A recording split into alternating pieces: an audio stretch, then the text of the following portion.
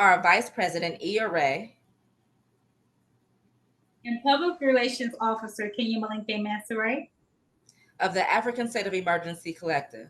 We give thanks to our revolutionary ancestors who continue to diligently work through us, and our elders who provide us wisdom to light our path on our progressive mission for African liberation and sovereignty into perpetuity. Today, we welcome our Queen Mother, our guest of honor, Bayyinah Bello. Mama, please take a moment to educate our viewers on who you are, and we'll move forward straight into the interview. Thank you very much to both of you. Well, Bayyinah Bello is a child of Haiti, mother of 4, grandmother of 10, great-grandma of 4. All my life in education, I have taught from kindergarten to the university and do conferences around the world, always doing training and teaching. And that's what I do. That's it. Our purpose, like in the footsteps of Toya or Agbaraya Toya from Dahomey, who was captured into the Euro-Christian ferocious slavery system, brought to what was then called Saint-Domingue. And when Toya escaped from that and took to the mountains, met a woman about to deliver, she helped her. The woman turned in the child, feeling death coming, turns the child into Toya and says to her, please raise my child and make sure he knows freedom. She hesitated before accepting this huge task from a dying mother. So she accepted eventually and took the child. And this child, raised by Toya, by any means necessary, turned out to be the liberator of Haiti, General Jean-Jacques Dessalines. So in her footstep, I understand that education can't be about what you can recite. Education has to be seen in your actions. That's what I hope that my years of training and teaching and talking brings, the liberation of our people. Ashe, ashe, asheo. Asheo. So I've heard you state that the fundamental needs of any population are freedom, stable health, prosperity, and collective power. What populations, past and or present, can we learn from that were healthy, sovereign, prosperous, and exercised collective power? This is a fabulous question, and I thank you for this question. One small correction is freedom, justice, health. Those 2 words in English is one word for us. Justice is what you call social health. And health is what you'd call physical justice, biological justice. It's all about balancing everything. So if you're in good health, it's because everything is balanced in your body. If the society is healthy, it's because everything is balanced. A slave society is absolutely a sick society. We have to understand that. So justice and health is one. Prosperity, of course, and collective power. Okay. So to answer your question, as soon as I see the question, I think immediately of Mali, certain period of the empire of Mali. I think of the chart spoken by Sundiata Keita, who put an end to slavery and brought and told our people that everyone is related to each other and we cannot behave, certain ways and whatnot. I think of the fact that in most of our languages, you couldn't find the word beggar. We had no concept of somebody who had nothing had to beg for a piece of bread. So prosperity was a way of life through most of our natural traditions. Now, collective power is more difficult to identify because many of us, a lot of what we have as information on ourselves are interpreted by others, or even when we do the interpretation, we're doing it with a French mindset, an English mindset, a German mindset.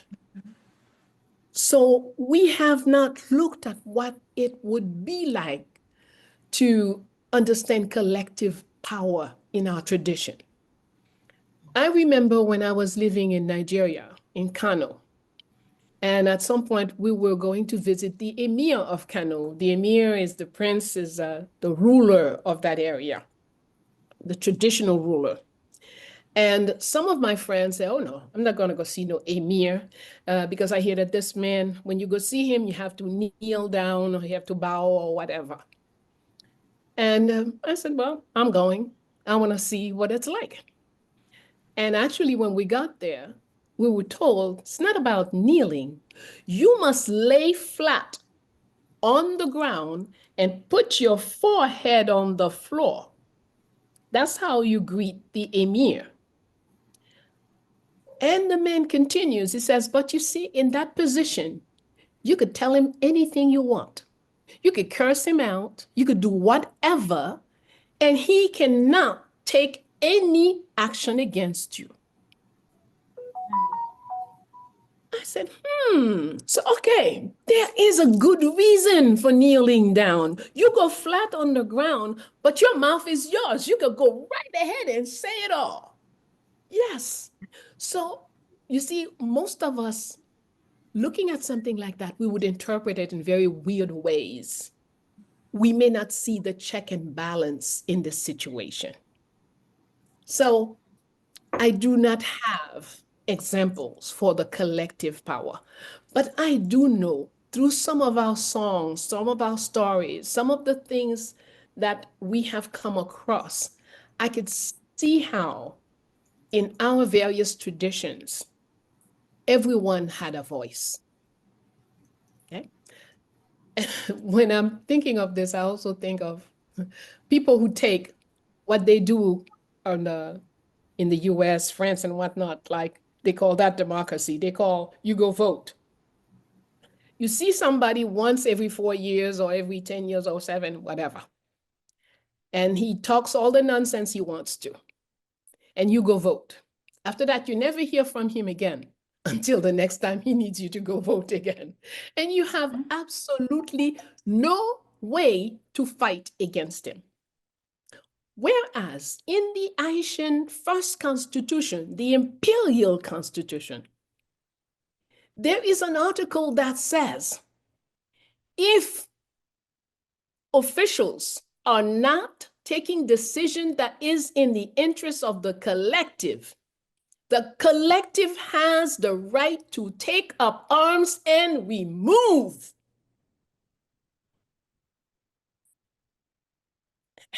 Very different. We're talking about an emperor.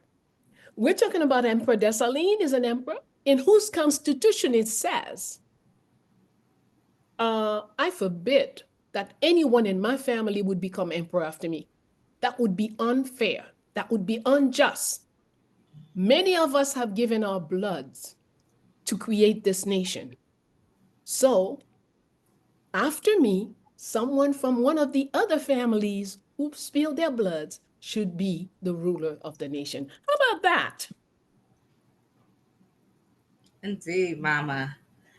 Wow. So you bring about a very valuable war strategy, really, because we think of things from a Eurocentric paradigm a lot because that is who's ruling, right? I'm not prostrating for nobody because who, right? But never thinking about exactly what the strength is in that. What is the silver lining in it? So we appreciate your wisdom with that. And so Molly, you speak of Molly. So we'll go into our perfect segue into our next question. Um, First, we want to honor our recently transitioned Baba Jagna Neely Fuller Jr. So recently, we were made aware of his transition, and he is the author of this book, The United Independent Compensatory Code or System or Concept Textbook, a compensatory counter-racist code. In here possesses the 9 areas of people activity. For the viewers who are unaware, those 9 areas are economics, education, entertainment, labor, law, politics, religion or spirituality, sex, and war. There's a 10th area that uh, Jagna Frances Cress Welsing gave us, which is health. And she is the author of the ISIS papers, the keys to the colors. We also have our Jagna Mama, Moremba Ani, who is the author of Yorugu, as well as her new expanded edition of Let the Circle Be Unbroken. And she added food and environment. While we are cheering and supporting the rise of the Sahel Alliance with it, which is Niger, Mali, and Burkina Faso, the Sahel Alliance is actualizing collective power in many of these areas. We are also witnessing the destabilization of the Democratic Republic of Congo as we speak. And over the summer, we also observed the chaos that Haiti was experiencing, which unfortunately led to a bullet penetrating an arriving airline flight about 3 months ago. So some of us are familiar with the independence of Haiti and her paid in full so-called debt to France. And then there's a brother by the name of France de Renoncourt Jr. That's how you and I met at one of the book signings, right? And he offers us 6 books on the strength of many Africans who are responsible for the victory of Haiti. Brother France wrote 4 of those books. I have them here. And the first one is Makandao. This is the original hard copy. He has the newer version of Makandao, then the Black Messiah. He also gave us Bookman and Cecil Fatima. The third book is Haiti, the First Black Republic. And the fourth book that he wrote, Heroes of the Haitian Revolution. The book titled Toussaint Louverture was written by Professor, you got to help me, Mama. Is it Dennis or Denise Latour? I Denis. know Denis. Denise Latour. All right, we got it right. Mhm. Listen, my name, my government name, people butcher all the time. So I know how important it is when we call each other's names because it has power. Our names have power. And sometimes they act like they can't say our names, right? But they can say all these other Right. weird Polak and German, and they know how to pronounce that. So we got to get ours right when we're talking to our people, and so we can be able to find each other, right? Right. And so Yes. that was the 5th book, right? So then we have 2 more. So the author of this book is Jean-Jacques Dessalines, 21 Facts About His Life. The same historian and author who wrote this book is the same author who wrote Sheroes of the Haitian Revolution. And our honorable, admirable, esteemed author would be you, Queen Mother. Thank you. Thank you. Indeed. And so, no, those 6 books that I just showed you can be purchased at thoroughbredbooks.com. That's THOROBRED books.com. And John Jacques Dessalines, 21 Facts About His Life, can be purchased. Is that Amazon? It can be purchased on Amazon, Mama? Yes, ma'am. All right. So that's where you can find those books. So several years ago, there was an interview. I'm not sure if you recall, but there was a young female child who had expressed a very bold truth to Connor O'Brien, and she stated, "They say that Haiti is a place that every time the U.S. occupied it, they took a piece of our land. They took our riches." And the person that she was speaking to suggested that the U.S. might need to come and assist Haiti with putting things back. She declared, "It's not true. We don't need help of the U.S. They are going to come here and take our stuff." So I say to that, that's a beautiful expression of the ability of our children to conceptualize the reality that we live in, right? Without it being interference from propaganda. So obviously she's coming from a very good education system in Haiti, right? So I believe Awakening the Natural Genius of Black Children, which is, this book is Jegna Amos Wilson, right? But awakening that natural genius, that starts in the womb and in the home. True. Yes. Home is where we should be teaching our children about the areas of people activity and reading the aforementioned books with our families. In my opinion, institutions serve to enhance the intellect of our children. However, in the US, there are some people who rely on our oppressor system of miseducation as the primary source of education for our Black children. In more recent years, there has been an influx of sexually explicit literature of a homosexual nature in elementary school libraries. So these inappropriate books were supported by some Black people who were affiliated with the homosexual lifestyle. And because those Black people who were in support of that lifestyle were championing Black History Month, the two were conflated and called woke culture, right? So with regards to the woke culture, it in turn allowed the government to target race-related content in schools while making efforts to discontinue Black History Month. For decades, the United States has been notorious for book bans. As a professor of history and Pan-Africanism, please explain how crucial an unadulterated version of our story is, and tell us how Africans can incorporate revolutionary Black history into our daily lives for us to be victorious again.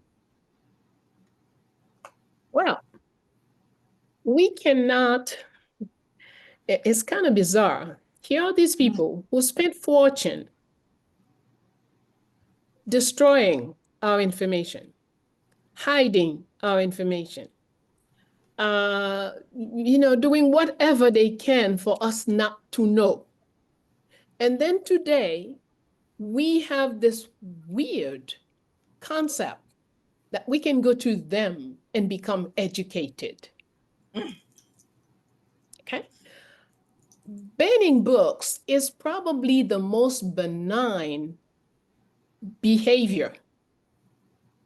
Yes, because once I ban a book, I take a law and I write, the book written by E.R. Ray is banned. No one can use it. The book written by Sister Kenya is banned, etc. So even though you were not there when this happened, you could fall on that paper and know that, there was a Sister Ray who wrote this book. I would love to find it. You might still find a copy somewhere. But when, for example, they burn 60 million volumes of the Library of Alexandria in Egypt, what have you got? When Aristotle spent 3 years taking tons and tons of books and documents from our libraries in Egypt into their boats. What have you got? When Napoleon in the 1800s went, stole books, stole statues that are 5 feet, 10 feet tall, 20 feet tall, and bring them to their museum, what have you got? Okay, so banning books is small stuff compared to the destruction and stealing. Okay, we could talk for three years and not touch the subject properly. We need to be clear on what are we dealing with. Why do we need to know that what is essential to us is freedom, health, justice, one word, prosperity, collective power. If everything I'm doing, I'm looking that it is hindering or advancing my degree of freedom, health, justice, prosperity, and collective power, then it doesn't matter what it is that I'm doing, if it's going in that direction. And if Sister Ray is going in the same direction, it doesn't matter what she's doing it with. We're not going to argue about the what. We are going to agree on the why we do what we do. Yes. Yeah, Ashe. Gosh. And if we look at things, the essence of whatever. So what is the problem? We have a collective worldwide problem. It is the greed, unsatisfying desire to forever pillage, steal, rape, violate others. That's the problem. Euro-Christians of all kinds create systems to do just that. I don't care if you talk about French, you talk about German, you talk about US, you talk about this one, that one, it doesn't matter. We don't need to get into the details. Just get into the essence of the problem. So if the problem is one, the criminal is one, then how can we not agree on a one solution? Wow. Whether we talk about education, it's irrelevant. We have lived under 500 years of injustice. Excuse me. So any form of education that does not root itself in justice, into justice, into health. We have been, when you have gone through 400 years of slavery, health is unimportant to you. Because for 400 years, you never thought about, do I need to drink a glass of water or 3 glasses of water? Do I need to eat carrots or not? We don't think those things. We think hungry, put something in your mouth. Hungry, put something in your mouth. So if the mindset is that, to bring it to a healthy mindset, you have to make the person understand there are choices. You have to make the right choice for whatever person you are. And it's all about, ultimately, it's all about justice. You have to be fair to your body. The same is true with walking. I don't walk because I love to walk. No. But I have observed life, whether the life of an ant or of an elephant, a person, a tree. Every life form is made of flexibility and mobility. Something is healthy when it is flexible and mobile. So what is the most efficient way to maintain and improve my flexibility and my mobility. Walking. Inexpensive. It doesn't need any particular outfit. It doesn't need anything. Just the mindset, girl, it's that time, get up, go to walk. And I was amazed how quickly I went from 400 steps a day to 4,000 steps a day to 14,000 steps a day. All you have to do is do it every day. That's all. Ashe. So education. Yes, that when you speak to education.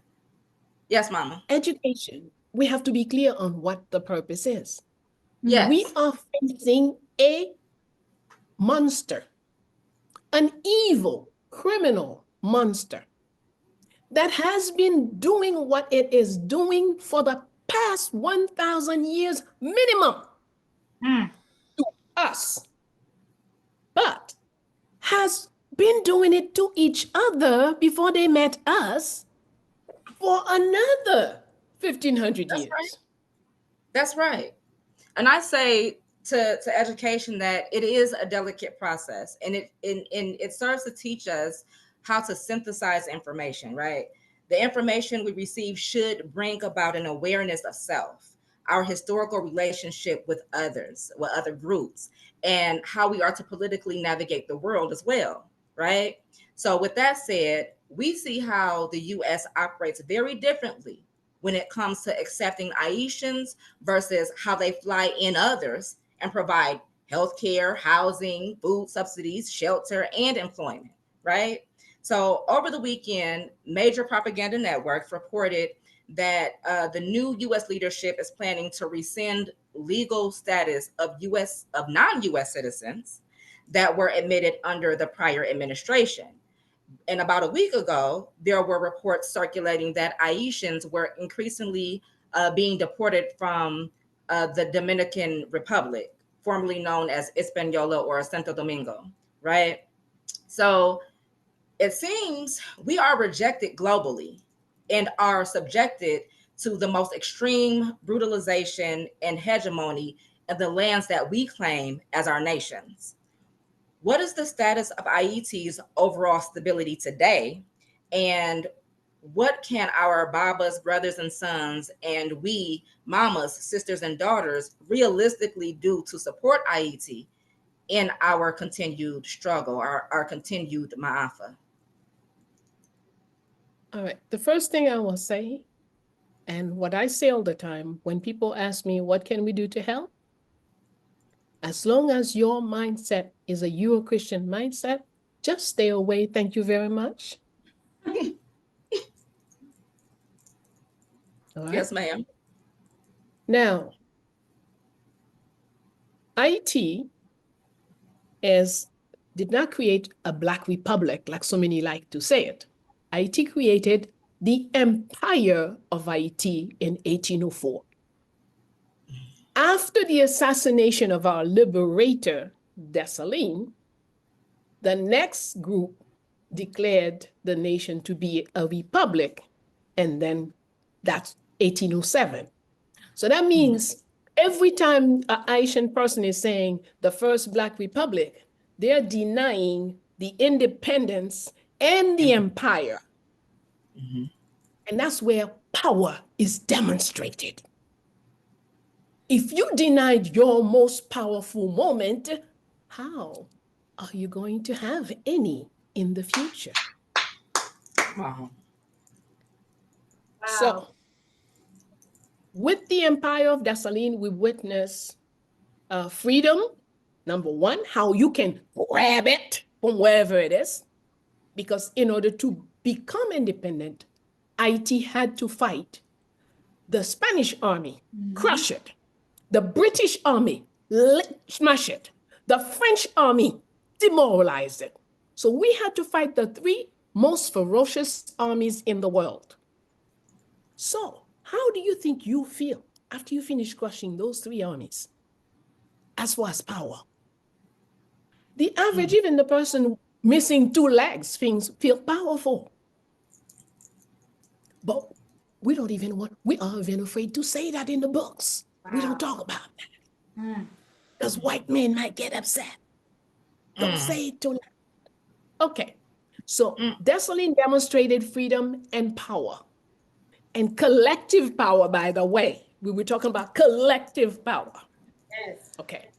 And even in his own words on January 1st, Dessalines says, if it wasn't for you being the arms and legs of the army, this could not happen today.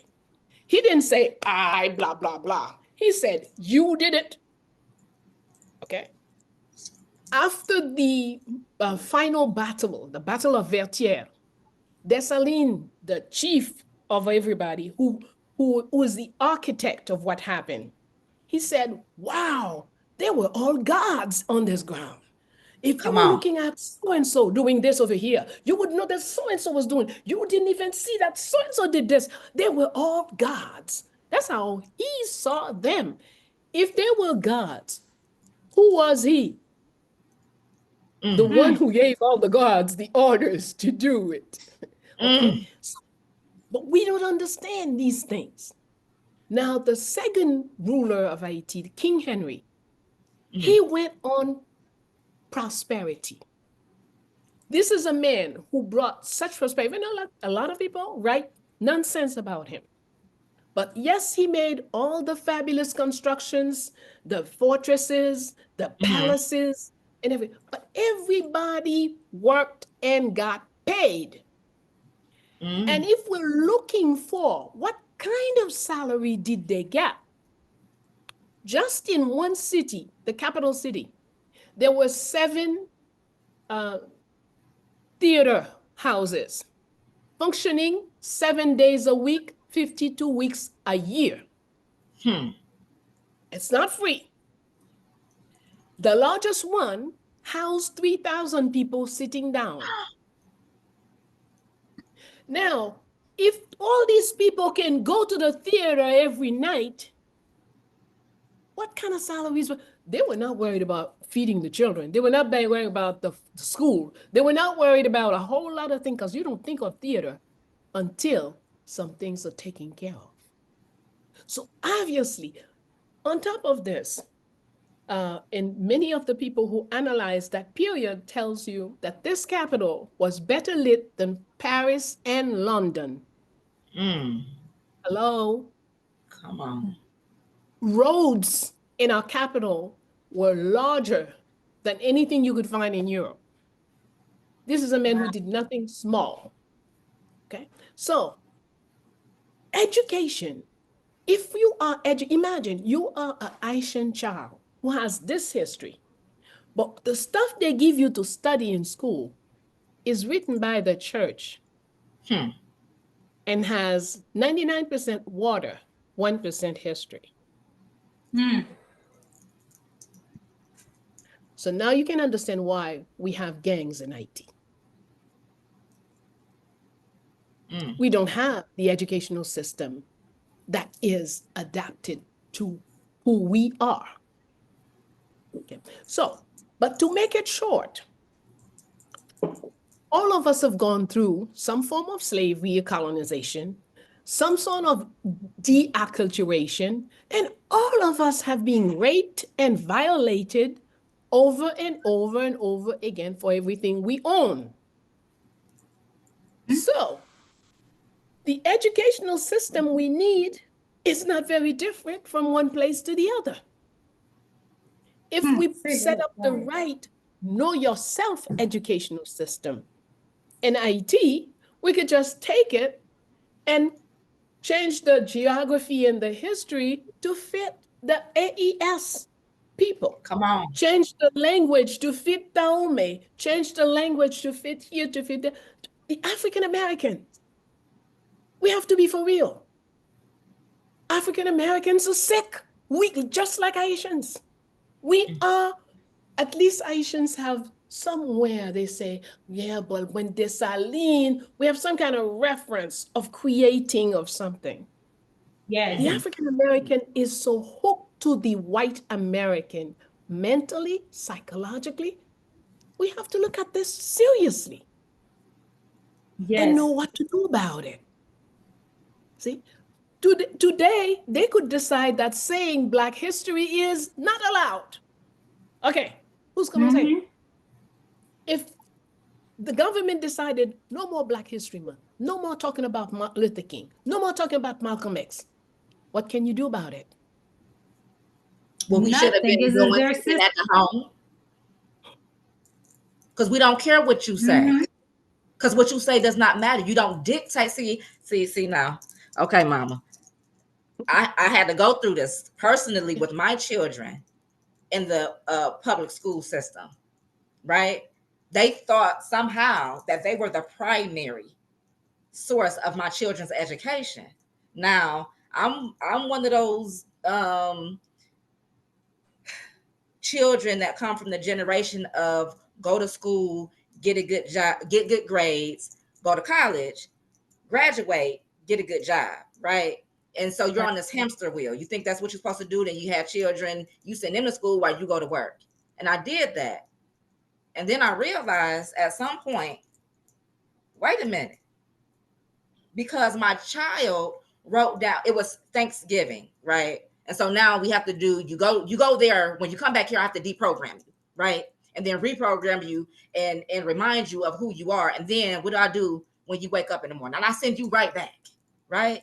And so then one day a teacher said, write down what you're thankful for, because it was that season. And my son wrote, I am thankful for Ifa, because that's our spiritual system that we practice, right? And she took a red pen, crossed it out, and told him, don't write that. You have to write God or something. Don't write that, right? Wow. So I scheduled a meeting and took a few people with me, courtesy. Those instructions come from Dr. Umar Johnson. Whenever you show up somewhere, don't go by yourself when you're dealing with these school systems. Show up with a support team so they know that you're not alone. Because then if they think you're alone, they'll try to take advantage of you, right? So I showed up with my team.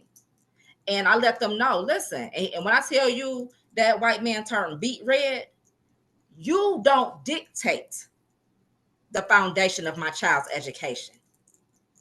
You supplement.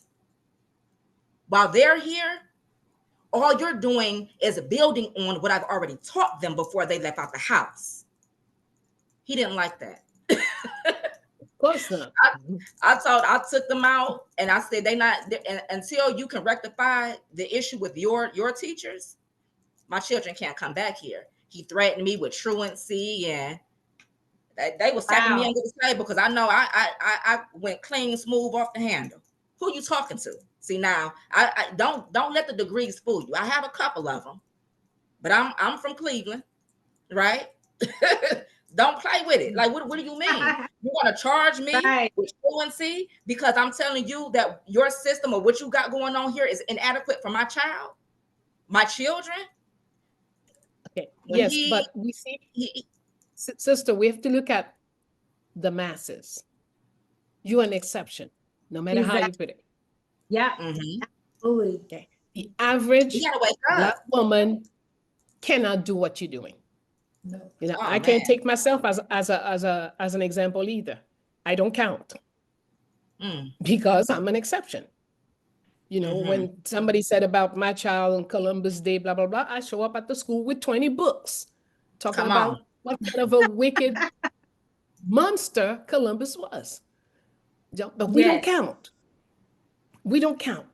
What counts is how do we get the average mom to understand what the child needs in order for us to have the citizen we have to have 20 years from now so that we can have a decent government. All right. My children wouldn't fit into no government of Haiti. And I have met Master and Lord. I know they don't fit either. Okay. Wow. But that's the reality. Now, how do we get a percentage of our people into a certain mindset? Something happened in Nigeria last year that caught my attention. Two young men became elected official. I don't remember for what, somewhere Congress or something in Nigeria. And they receive, as elected official, they receive a massive amount of money so they could get new cars, new house, new this and new that. That's the way it's done for every elected official. These two wrote to the government, to the finance department, and said, I have a beautiful such and such car last year. I have a house with 10, blah, blah, blah. I don't need a new house. I don't need a new car. I don't need this and I don't need that. I would like to use this money for the population that I'm supposed to be serving. They need water. Yes. Come on. Okay. Now I said, somebody did it right somewhere. But if there are 500 congressmen in that Congress, and those two young men took that position, how long will they survive? Oh, man. Nope. Okay. But it was wonderful hearing that somebody did that. Yeah. And in a way, we look at Traore, who also, President Traore, refused to have new cars and blah, blah, blah, blah. He went and bought agricultural equipment with the money. And some of the things that are going on now are great things for us. But how do we protect them? Because if you can't protect it, it's not yours. How do we protect them? Yes, that's what we want. Those are the type of leaders we want. How do we protect them? And that's where spirituality is important. You don't need to move to Burkina to protect Traore. You don't need to move to Mali to protect Goita. If we learn what we have properly, if we use the tools properly, we can take charge of the security of whoever we want, wherever we want. And wherever we are. Wow. Yes. Ashe. I want to go into the next question. So is your answer to the previous question the same prescription no matter where we are on earth and regardless of the nationalities we claim? Will you explain why for our audience? Okay. As I said, I mentioned that already. I said, yes, it would be the same basic recipe. We would simply affect it language-wise, geographic-wise. I certainly wouldn't ask the people in Dahomey or Mali to learn all about Jean-Jacques Dessalines. No. Right. There is somebody in Mali that they need to know about that they don't know. That's right. Exactly, yes. That's the person that we would bring into the history. There is the absence of women. In spite of everything women have done, the absence of women in the history books, which is why I decided to call, not when I'm writing, I don't write history, I write arstry. So our arstry takes into consideration the contribution of first elements, sun, rain, all of this affect what happened. You can plan the best battle in the world. You get out there and there is a storm. Hey, show me. Okay. So we have to respect the contribution of the elements. Then the contribution of women, men, children, and elders. There has never been any kind of revolution without every member of the family participating in it. That's right. Okay. So those are the elements we would have to go and do research. In fact, last year I was in Cameroon and I was so pleased to meet King Kembe III, who's doing exactly that in Cameroon. He is going about questioning the elders as to what happened during colonization and putting it into books, because those books that they have that says what the colonials say happened. Okay. So we have work to do. We definitely have work to do. It would be the same recipe, but the elements would change from country to country. Right. So we at African State of Emergency Collective serve as a communication safety net, right, for Africans in the diaspora. So when you speak of the elements, we are moving in that vein. So I'm here in the States. We have a brother in the UK. We have as Sister Kenya stated, she's in Sierra Leone. We have people in the Gambia. We have people in Tanzania. So we are approaching this with an understanding, an understanding, and an overstanding that we are coming from different places around the globe, and we're wanting to come back to Mama Africa. So in the event of a crisis, our role at Ase Collective is to be the liaison for our travelers who are visiting the continent of Africa and our Africans who are returning home. So I am the well-being consultant on our mental health advocacy team. And if there is a mental health or behavioral health situation that occurs, our traveler or repatriate would reach out to my team for support. Then we also have the international coordinating diplomacy team. So in the event of a crisis that's outside of behavioral health, our traveler or repatriate would seek support from the ICD team, the ICD. We recognize that our service is needed intercontinentally, wherever we are as Africans, right? Because we are a globally disrespected and unprotected group. And eventually we will expand as we onboard more serious Africans who are willing to volunteer their time, their energy, and brain power to this labor of love for the protection, the healing, the liberation, sovereignty, and advancement of Africans whose lineage is indigenous to Africa. Right now, our focus is Mama Africa, and it is so because we suffered the loss of an active revolutionary lawyer named Shakina, and this took place last February. Her murder and many others over the course of this past year is what gave birth to the African State of Emergency Collective. So while we do not want people to be afraid to travel to places like Haiti, Sierra Leone, the Gambia, or Nigeria, we do want our brothers and sisters to be informed of the realities of the world, no matter where they are traveling. They have to know the different elements wherever they are, right? And how to um, navigate through those different elements, right? So we know the governments, namely the US, indoctrinate and incentivize us to be anti African, which is to be self loathing. For those Africans, for those of us who are of African ascent, right? The instigation compels us to turn against each other. So, Kenya, what would you ask to that point? Well, we understand that you have resided in West Africa. Will you share your experiences of the countries you visited or lived in? All right, we'll try to make it as short as possible. Because we have been blessed to visit every single country of West Africa.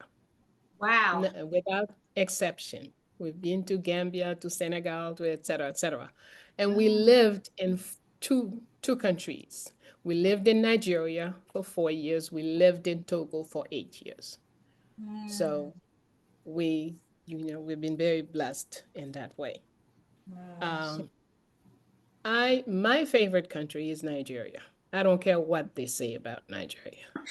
Nigeria is the most innovative. Nigerians are the most innovative people in their own true self. Okay.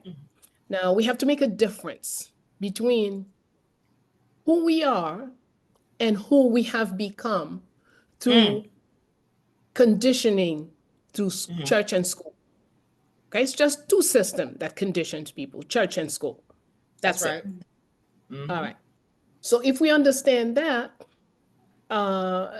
we will quickly see, so there is who I am as a Haitian woman, and there is who I have become because I went through all my primary school in church, in a church school, in a congregational school. Okay, so there are all these elements that the church has put there. For example, in my school in Haiti, the nun, the mother superior, would come every day, go through each class to make sure that the lighter children are in front, and it goes darker and darker and darker till the back. Yes. Okay. So if I am not prejudiced today, it's because I worked at undoing it in me. It's not Wow. because it happened. Okay. So there's all these. I'm sorry, Mama, not to cut your wisdom. Was she Haitian? No, this was, there was a lot. The nuns were generally foreign nuns, French, Spanish, Oh, European wow. nuns. Yes. Okay. It's fairly recent. Yes, it was in 1962, if I'm not mistaken, under François Duvalier, who forced the Vatican to allow blacks to have higher grades than just whatever serving under. And he gets such a bad he gets such a bad rap. Of course. All you will hear about him is all the negativity, but But anyway, to go back to our subject. So I have enjoyed the Congo. In fact, one of my sisters are born in the Congo. Another one of my sisters is born in Liberia. In fact, Liberia was the first country I visited at 13. My mother was living there, and so I went and I spent a year in Liberia. So I have a love affair with West Africa. That's I think the best way, the shortest way I could say it. Each country has something particular for me. When I go to Mali, I want to quickly go to the market and I want to get the incense to get my body smelling wonderful. And, and I love some of the outfits in different places. But basically, it's really, when you look at it, essentially it's one people. It's easily one country. And it doesn't matter that we have all these different languages. When we look at the essence, we're going to find that we're saying the same thing. We have the same perception. It's not the word, it's the perception that is the same. Yes. Okay? Well, there's no place you could go in West Africa you can't find jollof rice. No. Okay. There's no place. Okay. You can't find fufu. Wait a minute. Mm-hmm. Okay. So if we just remove some of that colonial garbage in our heads and then travel, knowing that we're in the family, I could feel as a foreigner in certain parts of Haiti, because I don't know the enemy. It's a small island. I don't know every single part of it. In fact, I was freezing in Valu.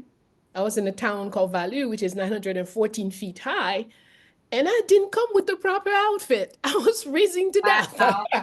You didn't know about the elements, Mama. Right, you supposed to. Right. Exactly. Yes. Because like everybody else, I have in my head, IT is hot. That's not true. Every mountaintop is not hot. Right.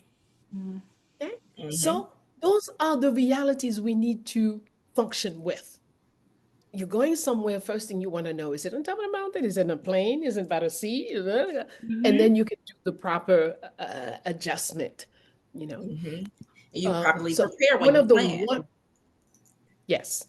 One of the wonderful things that I lived in Nigeria, in Kano specifically, when I first arrived, I was absolutely fascinated when you go down the main road where all the stores are, and you see all these piles of things that are outside on the gallery of the stores.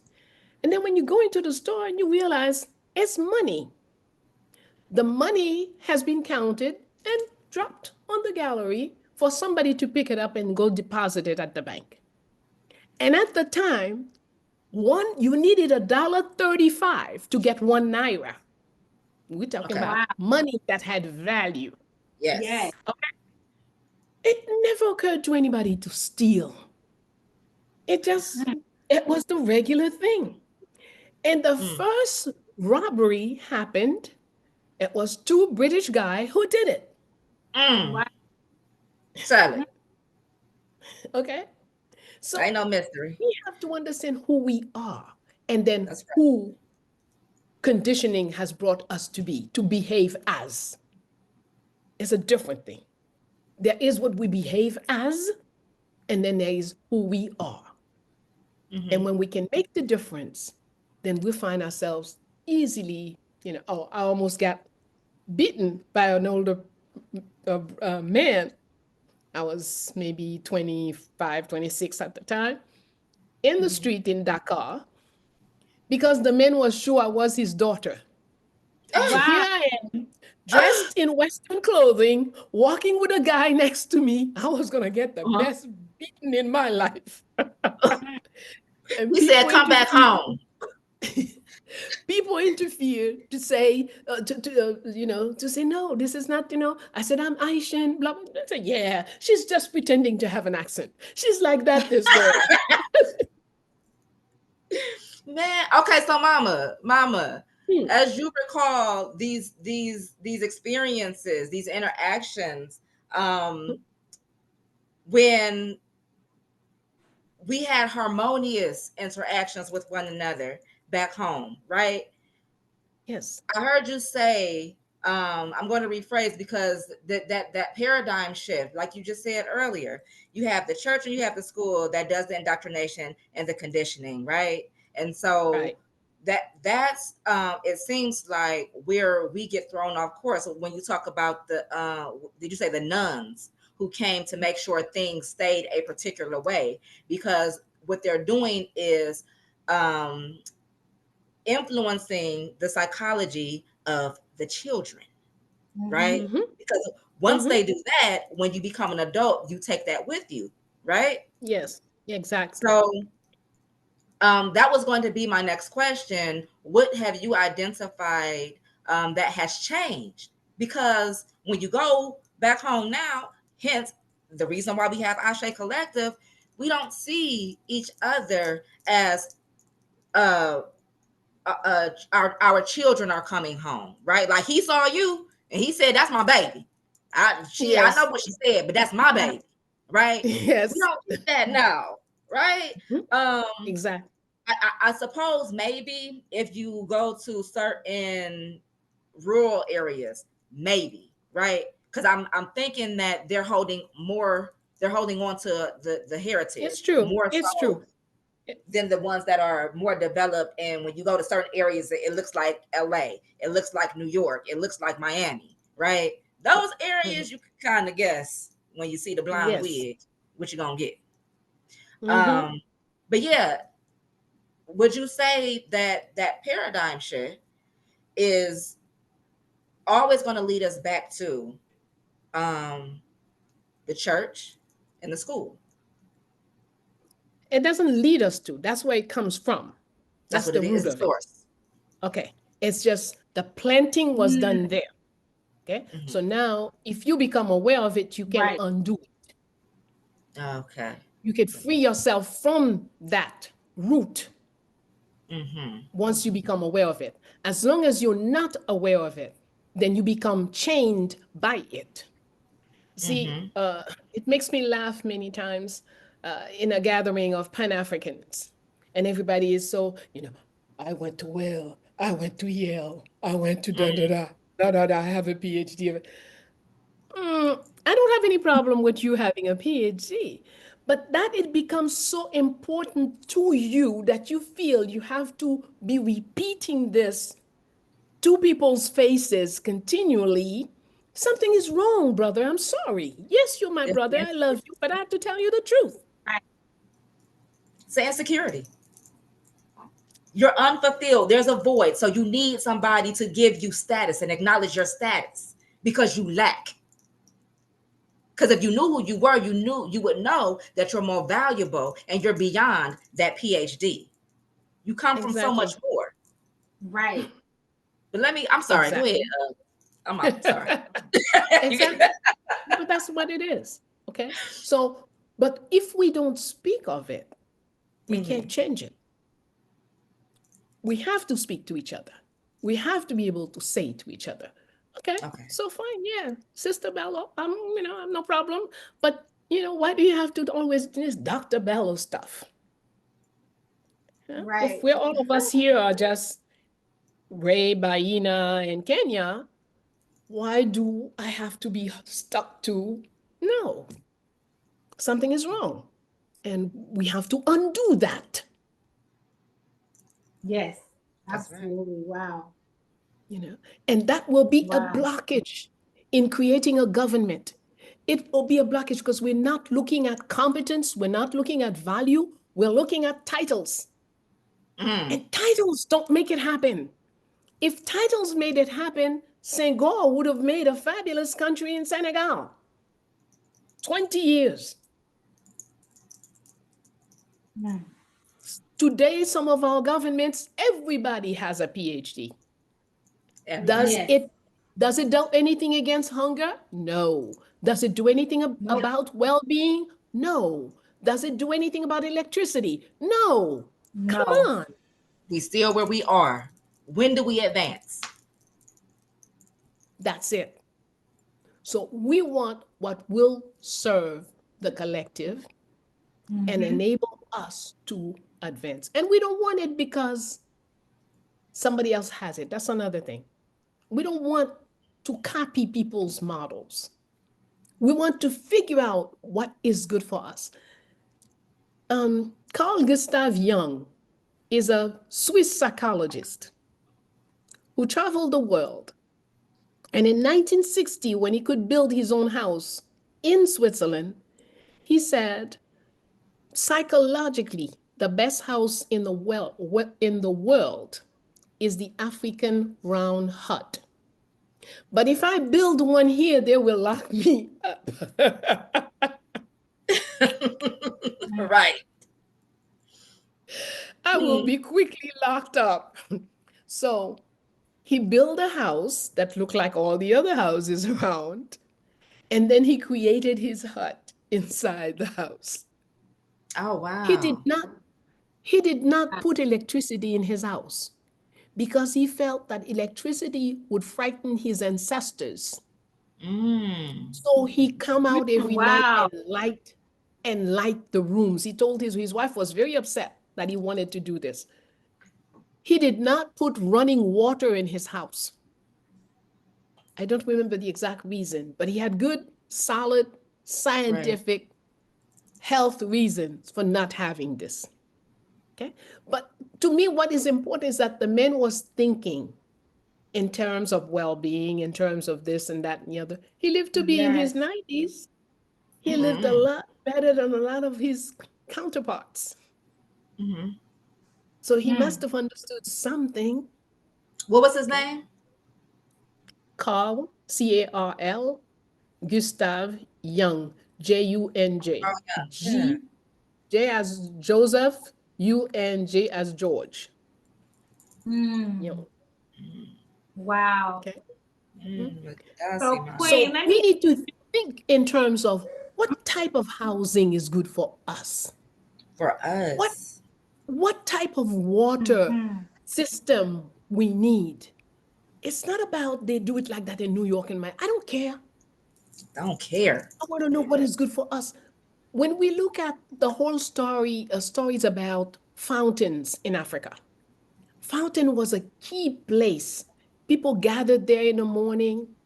In Mali, for example, they used to have, you gather at the fountain, there had to be enough time for everybody to tell their dreams.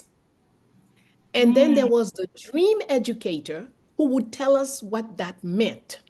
Come on. And then that's when you could take your water and go. Before that, every group that come in had to wait and share the dream. So the water had a lot more. There was more to that water place. So we need to think in terms of what is important for us. Our dreams are important. Mm-hmm. We're not Wow. remembering our dreams anymore. Is that making us more powerful or weaker? Weaker. I'm a Thank you. dreamer. I'm a seer. So you have to know this, my son, and they both have it.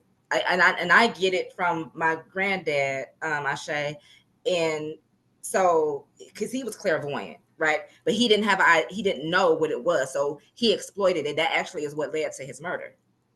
Um, Mm.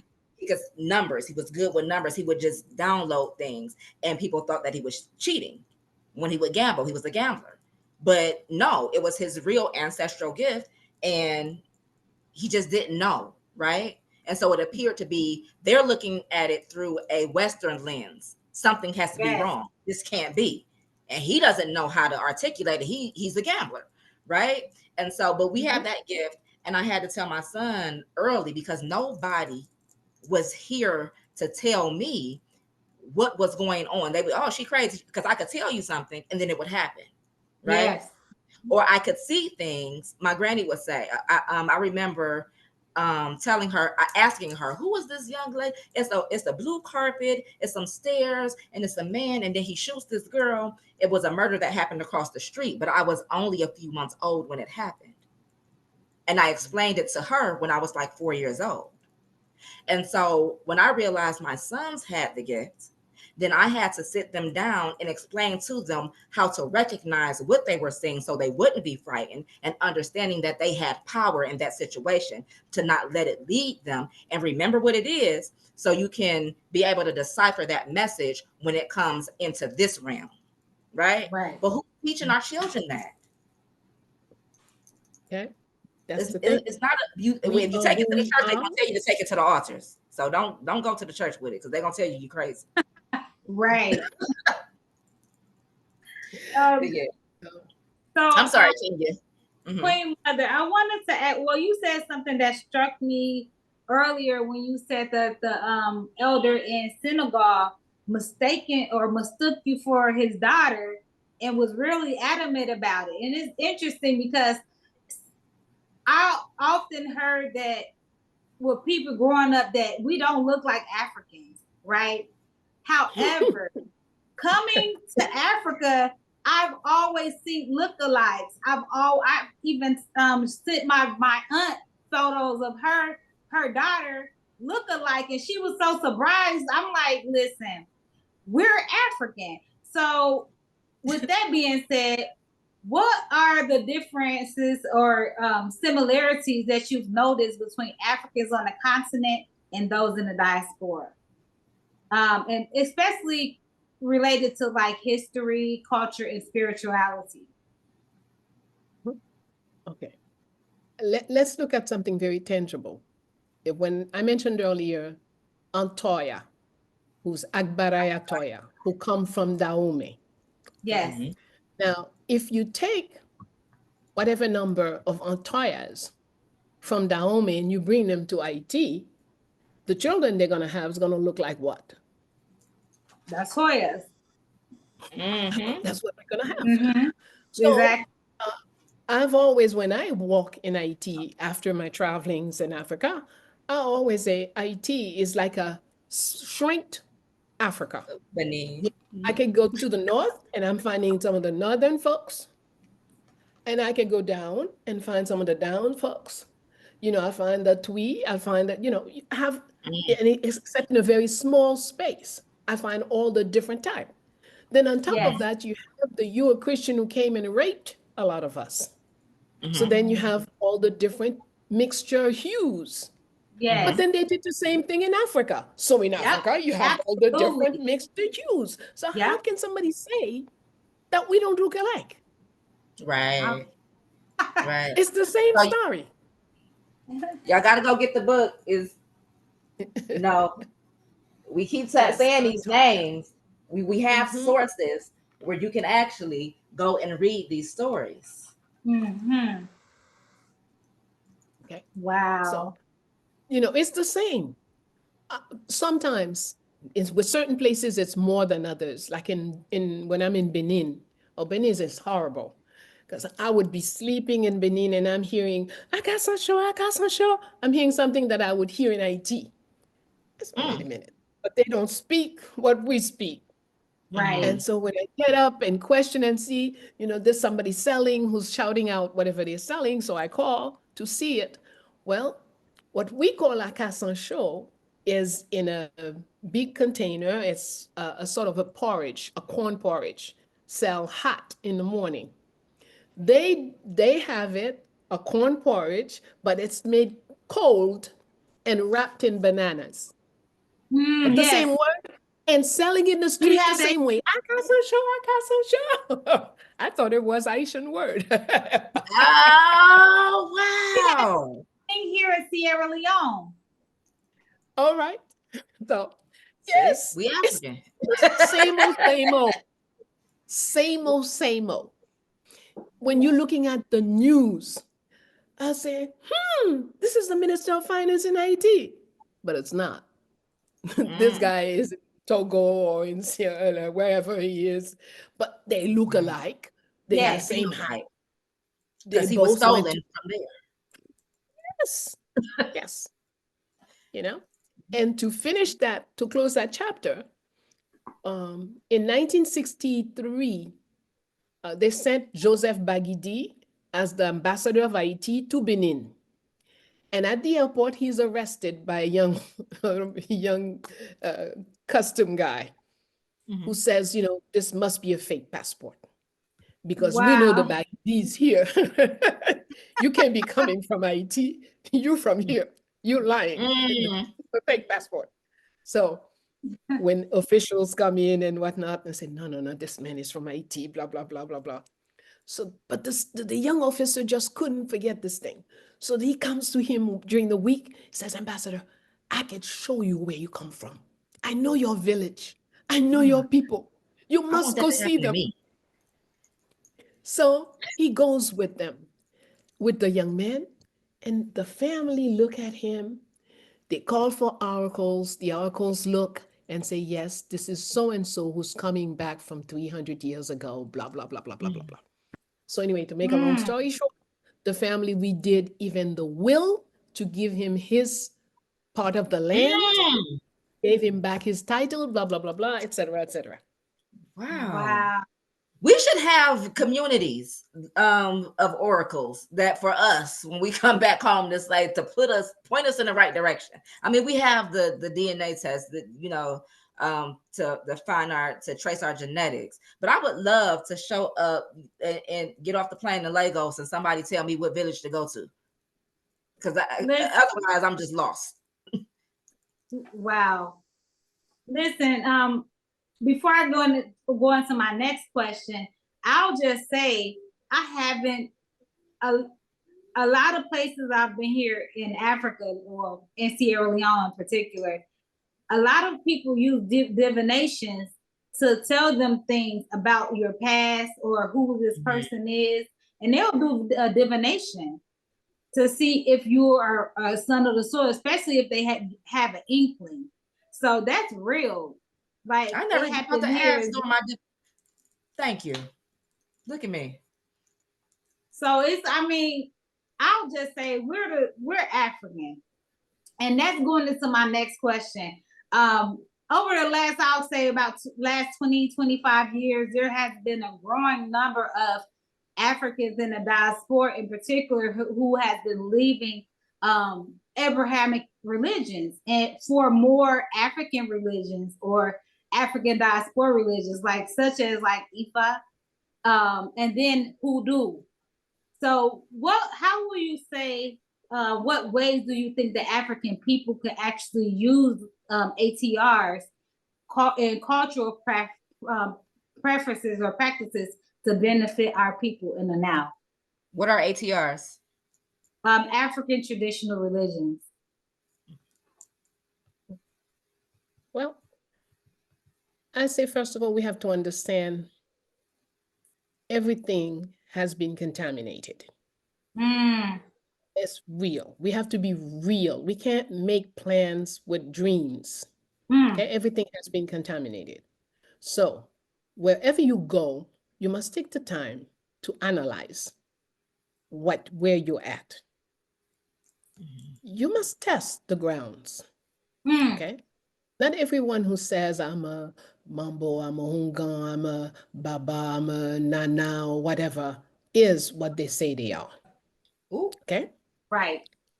That's number one, we have to understand. Number two, in spite of it all, in order for it to survive, we have to give it a degree of credit. Okay?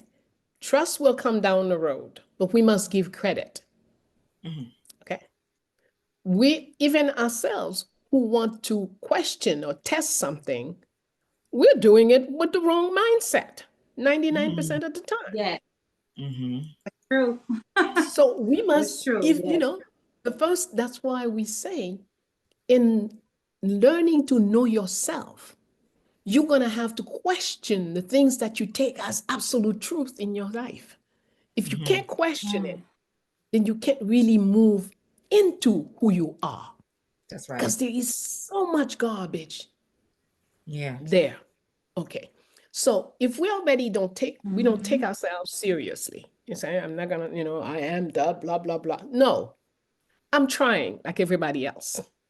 I'm trying to undo certain things and I'm trying to regain certain things. I'm doing two movements simultaneously.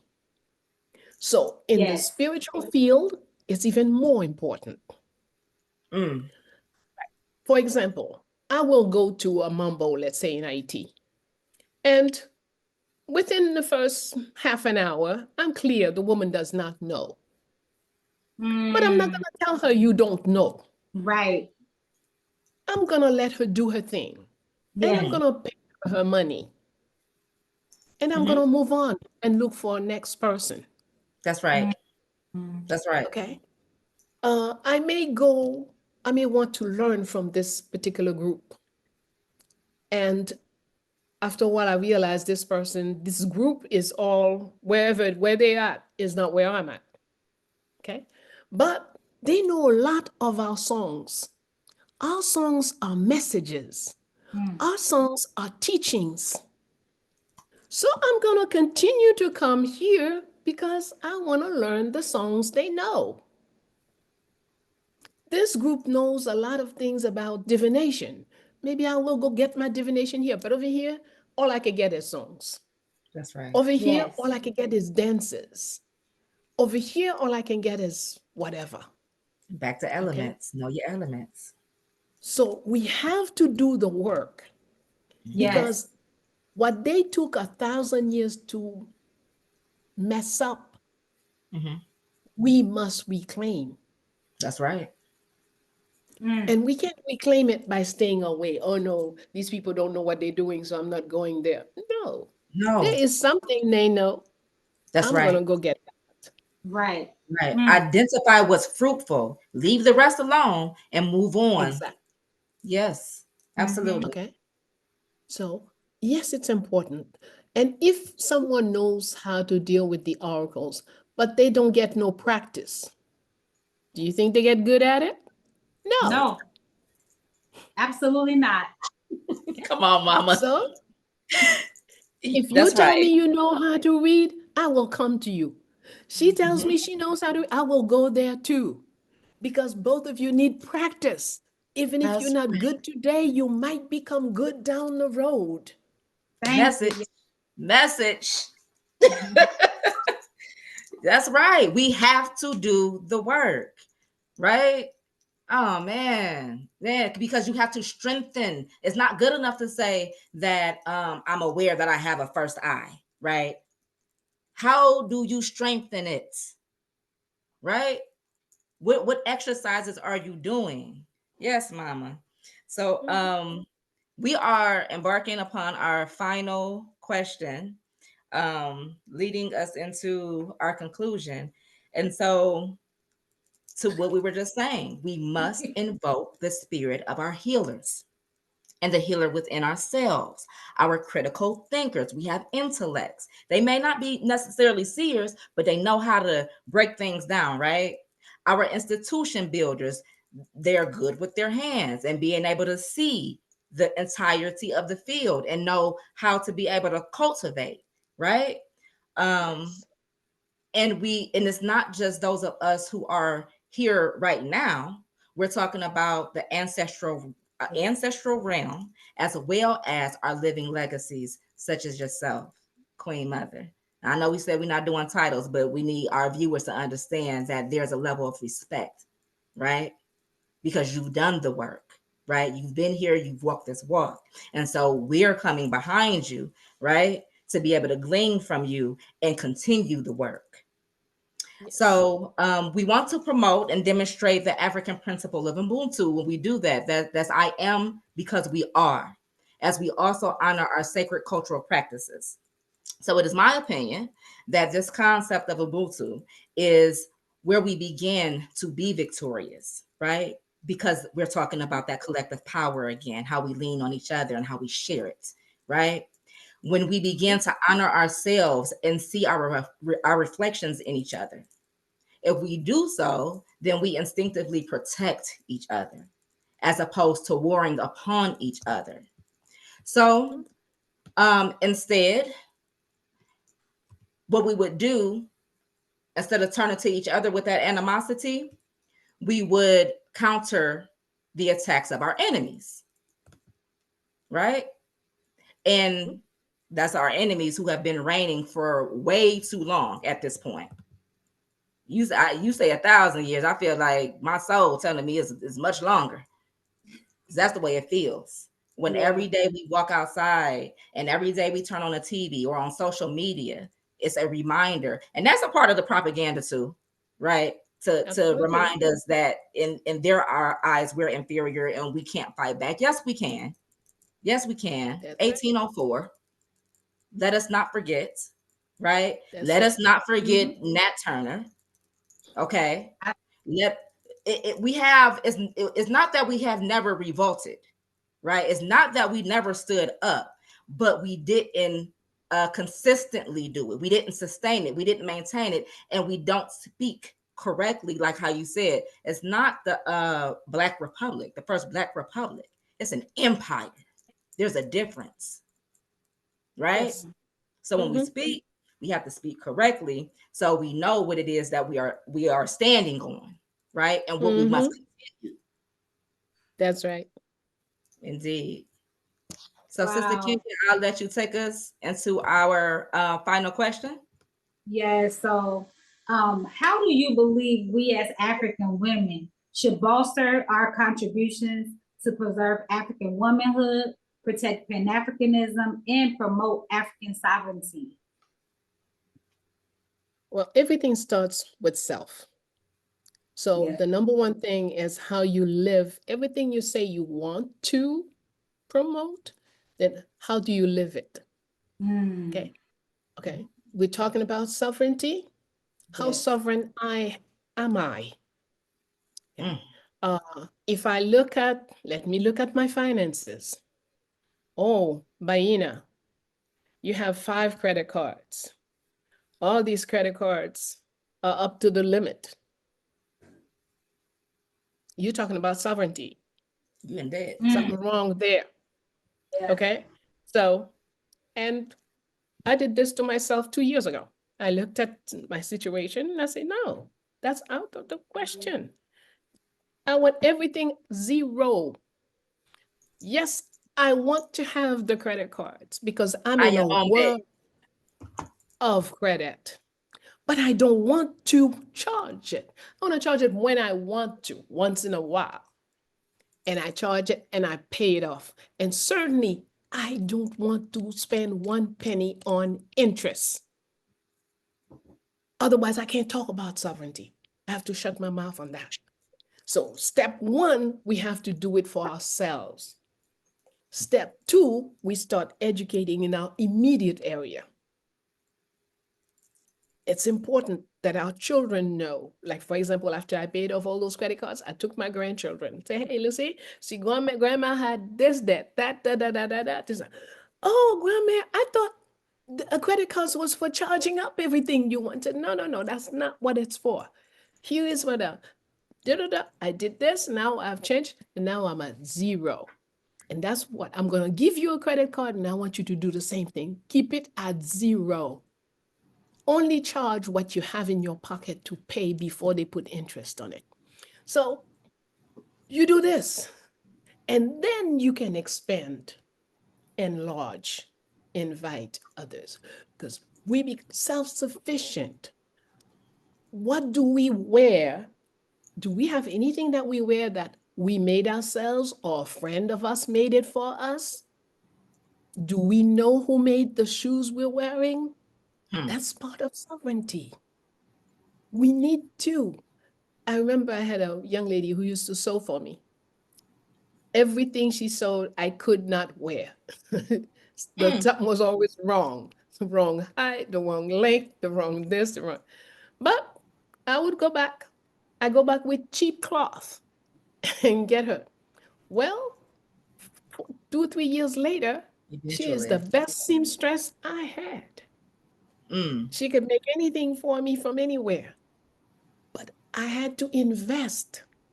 We had a brother, a shoemaker in Port-au-Prince. The brother tells you in 2 weeks, you come back 6 weeks later, it's not ready. You come back 3 months later, it's not ready. Oh, man. But eventually he got his act together, hired some people, and we gave him advice every time. Said, well, that's because you're doing everything yourself. You're never gonna be able to, and more and more people are interested in you working for them. You need to get some help. And sure enough, he did, and eventually the brother was decent in turning things in the right time, But we have to understand we all in this learning process. Yes. We're learning to get back to ourselves. So I can't expect you to be perfect when I'm not. Come on. Okay. That's why I was so happy when I turned in at 3 and both of you were already there. I said, whoa, that's the kind of people I like to work with. Yes. But that's what we have to do for everything. Whatever we want to happen, because it does not exist out there. That's right. Everything out there is against what we want. Yes. That's right. We have to support each other, help each other, be patient with each other, be tolerant with each other, but speak the truth to one another. I'm not going to tell you, oh, this is beautiful, wonderful, when it's not. That's right. That's right.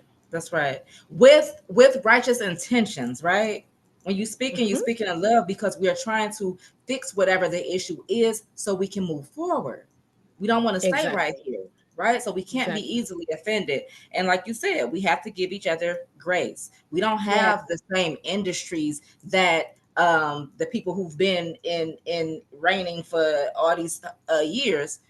We don't have what they have, right? So, like you said, we take a little bit more time, but eventually she was your best seamstress, right? He needed a little time, but eventually he got it together.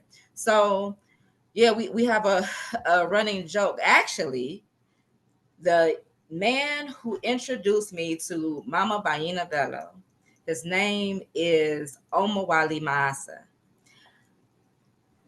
We have a running joke called about Black-owned businesses because it's almost like they think we go to work in order to pay them our check, and we don't get good customer service. You try to reach out to them and let them know, hey, it was an error here. They don't want to reach back out to you. So even though we're saying we can give you grace, you also have to understand and respect that we have hard-earned money that we are investing, and we want to see you do good, right?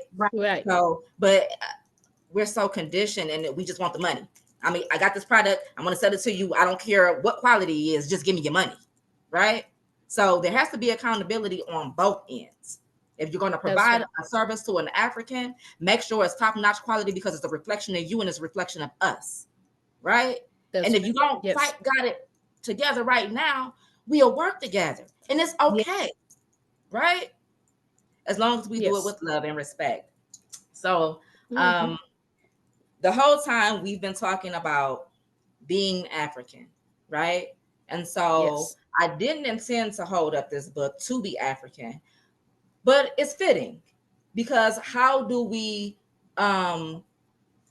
Look at that. Taking the words out of my mouth. Decolonize our mind. This is Chinwezu. This is a collection of essays to be African. But Chinwezu talks about those debt traps that we were just discussing.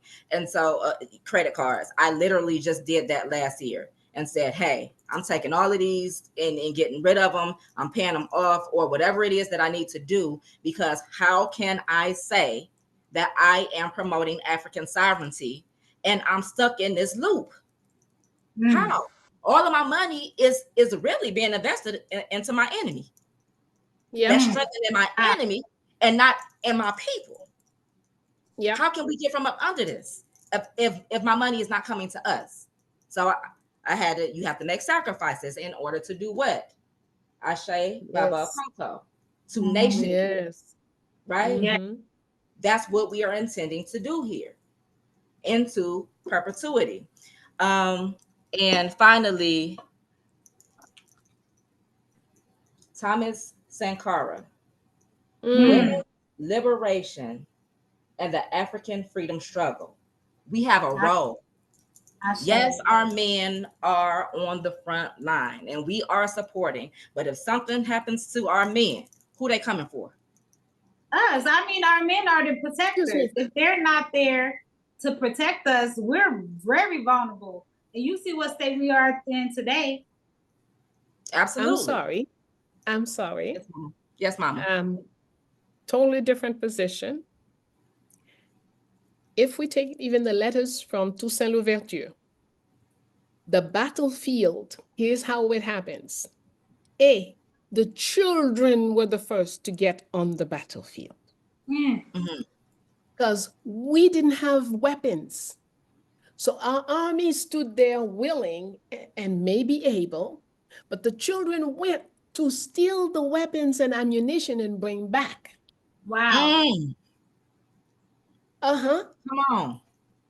The women on the battlefield. The women their task was to dismantle the cannon, because the cannon, one cannonball killed 20, 30 people, one shooting. We didn't have any cannon. So we have to dismantle their cannons before we can get on the battlefield. So that was the women's role, because their body is so much supple and they can crawl like snakes onto the enemy, etc. And also they had that noise.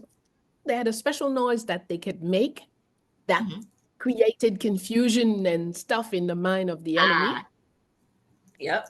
And so then they reach the cannon and try to dismantle it. Now, he says the most outrageous thing he saw is women with newborn babies, their babies attached to them on the battlefield. And if they get to a point where they can't find anything to dismantle that cannon, they grab their newborn child and stuff it in there. Battle could start. So the women made the most heroic actions. Wow. And without their contribution, the men couldn't even approach the battlefield. Come on. Wow. It's like preparing the home, right? Yes.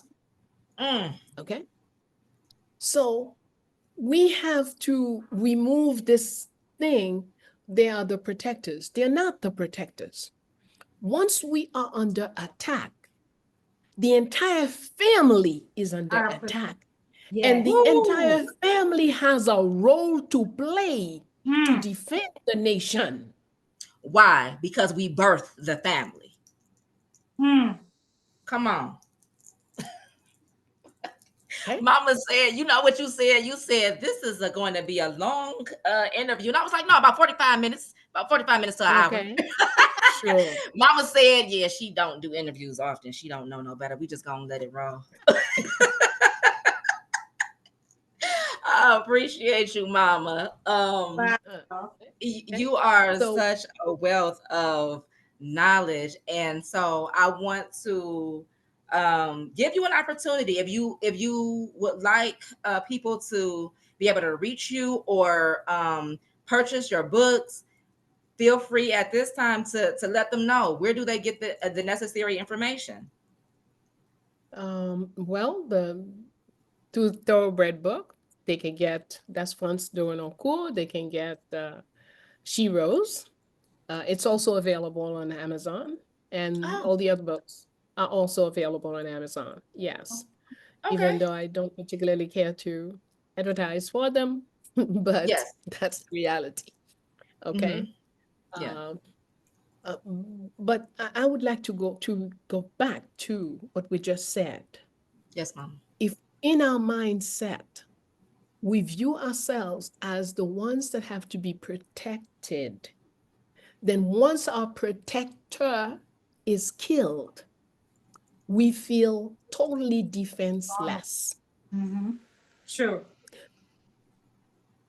To this, I will say, traditionally in Africa, the protector is female. Hmm. Mm. In Dahomey, the only people who could walk around the king with their weapons was the female army members. Male could not come around the king with their weapons. General males cannot. Females, yes. In many of our tradition, in fact, more recently, Gaddafi, his entire Yeah. security is female. Yeah. Yes. His entire security was female. Uh, uh, Castro in Mm. America, in Cuba, his entire security was female. And he Wow. survived I know that. 746 tentative to kill him by the US. Wow. Mm. Okay? Come on. The mentality is when a woman is in charge of protecting you, the woman sees you as her baby.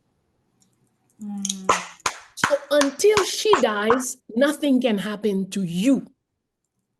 When Wow. men are in charge of securing someone, when there is pow, pow, pow, every man for himself, each person trying to protect his own self. Mm. Mm. And if you doubt what I'm saying, go look at the death of John F. Kennedy of the United States. Look at what his security people did when the shooting started. Go look. The Wow. videos are there on YouTube. Go check it out. Everybody duck, protect themselves. No one put themselves over the president. Mm. Mm. Okay? So we have to know the facts. And that's one thing I hope brothers in the IAS know. They need to train the right women to ensure their security. They cannot Mm. have men. In fact, Gaddafi, 2 years before he was assassinated, put the first two men in his security. Hmm. And do you know who sold them out? The Okay. men. Wow. Why? I didn't Because we know that. protect our babies. I didn't know that Mm. either. Wow. Oh, Ashe. yeah. So you are correct. We gonna go back to revisit the whole two-part thing. We not gonna people gonna be like, y'all did a 5-hour interview. How we gonna see? we gonna have to chop. We gotta chop it up. Yes, Mama. Any other wisdom you would like to share? The biggest weapon we each possess, divinely given to us, is our breath. Mm. Mm. Ashe. We That is. should use it consciously. Mm. When your body is breathing on automatic, it just does this. Your lungs just do this. Mm-hmm. When you are breathing consciously, you can expand your lungs like this and flatten it completely. Not only is this fantastic for your health, but the more you do intentional breathing, the more you develop your consciousness. The more you develop your consciousness, the more you will be able to do even with your physical body. It is a fabulous weapon that we just leave it there. It's a medicine, it's a weapon. It's great for keeping you calm, great for developing your serenity. When something, Bayyinah comes here and she starts talking nonsense and getting you all nervous, take a deep breath. Don't give her an answer. Don't think of what to answer her. Let her be with her nonsense. And you taking deep breath, not allowing her to get under your nerves. That's your biggest victory. So it is important for us. They have us run all the time. I got to be at work at 8. I have to be at blah, blah, blah at 6. I have to run, da, da, da, da. Don't do that to yourself. If you have to get up an hour earlier or 2 hours earlier, but stroll out of your bed. Before you get out of your bed, do some breathing, some deep breathing in the bed. Set your mind for the things you want in your life, no matter what it is. Do it as you wake up in the morning. It's the best time for making gui-gui, if they want to call it that way, because if you set in your mind first thing in the morning when you first wake up, you are more powerful than all the rest of the day. So if you're looking for a job every morning, you're creating that job right here as you lay in the bed, and you take some deep breath to install it. And then you can get up and stroll to the bathroom and stroll to get dressed. Don't rush, because whenever you're doing this, you're not thinking. And when you're not thinking, somebody has control over you. Wow. That is so powerful, Mama. I just got initiated to become, I'm a Basu, right? So when you said breath, Seba Ma Muwata Ashby and Seba Ja Karen Ashby and my master teacher, Basu Ankh Aku, those are my instructors, my teachers, the people. That's how I became a Basu. And breath, proper intentional breathing, not through your mouth, through your nose, expanding your abdomen. I like to hold mine for 4 seconds, full expansion of the abdomen, and then exhale, contraction of the abdomen. Mouth closed, keep your lips closed, and exhale through your nose. Hold for 4 seconds. So you are absolutely correct and phenomenal in that wisdom. And to that, this feels like an opportunity to market comedic. It's called Chefstima Pop Netsaru, but we say comedic yoga for people, or ancient Egyptian yoga, for people who are not necessarily familiar. But yes, the breath is powerful. Without it, you don't have life. Without it, you do not have life. Right? Indeed. And so in all of the, is it in this book? There's usually a African proverb that says, until the lion learns how to write, every story will glorify the hunter. Right? And so that's what we seek to do today, is tell our story. Our story, not his story. Our story. Our story. Our story. Our story. Yes. That's right. Our story. And that's where we glean our power, our strength, our knowledge, our wisdom. Right? Yes, ma'am. So we appreciate love, the opportunity to sit at your feet, right? And feel your energy. Now, we like to be in person, right? But We are such a magnetic and It will powerful come. people. It will come. We will return to our natural ways under the mango Yes. tree, Under under the the mango coconut tree. tree. Mm. The fruits Yes. of life. Ashe. Uh, So Kenya, any announcements? well, I would like to thank you so much once again for gracing this humble platform and with your wisdom. And for those who would like to follow us as the Ase Collective, you can follow us on all social media platforms under either Ase Collective or the African State of Emergency. And you can visit us at basani.org and click on the African State of Emergency to learn more as well. Thank you. Yep. You'll also be able to find us on Kimbunga Media. Whenever we have our videos, we support each other in the whirlwind. So find us on Kimbunga Media. Not just for Ashe Collective, but there's so much more that you can learn from, and also contribute to Kimbunga Media. Right. Excellent.